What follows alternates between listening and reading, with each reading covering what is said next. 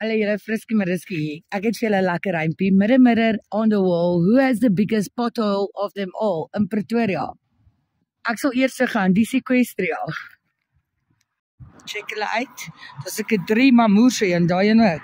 So as jy nou so ry, watch nie. Dis gaan nou net terug. Die checks. Hulle met 'n oncoming traffic ry.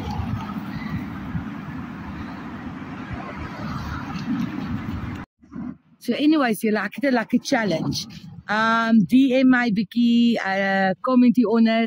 As jy 'n groot pothole het in jou area, kos kyk wie het die grootste pothole. Ons maak 'n kompetisie daar uit. Okay. Hierdie sal ek skat hulle so maklik hierdie een. Is 2,5 lineale lank. Nee, 2 lineale breed. En so maklik 13 cm diep. Dit is hoe diep ek die eerste een skat. Okay. Daai een.